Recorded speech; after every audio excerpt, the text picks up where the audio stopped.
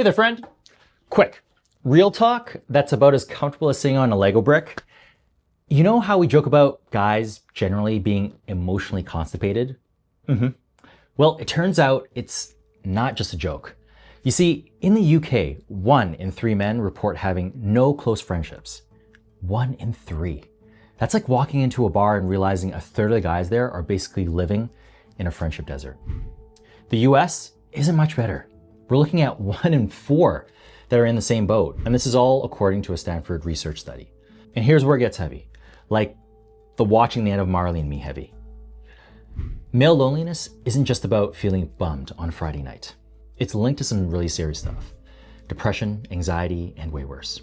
Studies show that loneliness accounts for over a third of suicidal thoughts and behaviors in men globally. But wait, there's more facts to ruin your day. Loneliness in men is basically like playing Russian roulette with your health, increasing risks of everything from heart disease to dementia. And here's the kicker. Men are nearly 4 times more likely than women to die by suicide.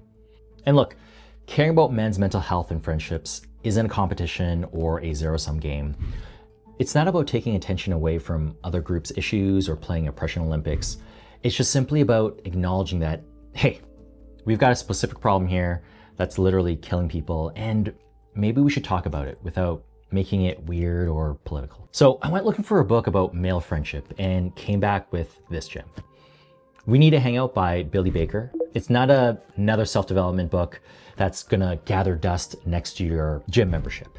This is about something we're all thinking about, but no one's really talking about it. Let's talk about the structure, substance, style, and suitability. First, structure-wise, this bad boy is basically divided into 2 parts. The, oh crap, I'm lonely revelation, and then the, let me try literally everything to fix this adventure. Baker takes us through his various friendship experiments, from crashing a New Kids on the Block cruise, yeah, really, to starting a secret Wednesday nightclub in a barn. Oh yeah. It's like watching someone build an airplane while falling out of the sky. Chaotic, but compelling. Next, substance. This is where things get real. 3 big ideas that really stood out to me were, 1, men are basically terrible at maintaining friendships, especially after 30. We're talking about plants I forgot to water level type of neglect. Number 2, we need what Baker calls a velvet hook, a shared activity that brings people together naturally. Now, think less, let's grab coffee, and more like an activity or a mission. Let's build a sketchy pump track in the woods. Number 3, friendship isn't about quantity. It's about showing up consistently, even if it's just 2 guys pretending they know how to surf in freezing water. Style. Baker writes like that friend who's just had enough drinks to get philosophical at 2 a.m. Honest, vulnerable, and surprisingly hilarious. He takes us on this journey from being called out a loser by his editor, ouch, to trying to rebuild his friendship game like a middle-aged man attempting to learn TikTok dances. It's refreshingly raw and self-deprecating, which I really admire and appreciate. And that's all without feeling like it's a therapy session transcript. Finally, suitability. Who is this book for? Now, if you're a guy between 30 and death, I'm just kidding. Basically, anyone who's ever looked at their own phone and realized that most of their meaningful relationships came from their food delivery app, yeah, this book's for you. Or even anyone who has that self-awareness that they need more friends in their lives. It's especially perfect for dudes who keep saying, we should hang out sometime, but never actually do. This one's not for you if you're looking for a scientific deep dive into loneliness or expecting a step-by-step friendship manual. This is more like watching your friend try to parallel park. Entertaining, relatable, and occasionally painful.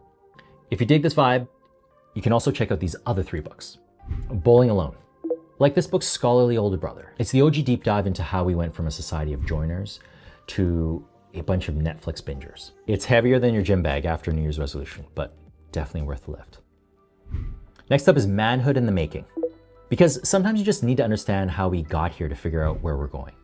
It's fascinating to look at how different cultures view masculinity, and spoiler alert, not everyone thinks being stoic and emotionally unavailable makes you a real man. Turns out the lone wolf thing isn't as universal as we thought. The Art of Gathering. For when you're ready to really level up your game. This isn't about which craft beer to stock. It's about creating meaningful get-togethers that don't feel like awkward office parties, right? The book breaks down why some gatherings feel magical while others have everyone checking their phones for fake emergency calls, right? I think we've all been there. Hit the like and subscribe if you want more reviews that keep it real. And, let me know in the comments below about your own friendship fails and wins. This has been a brief book club book review. Catch you in the next one.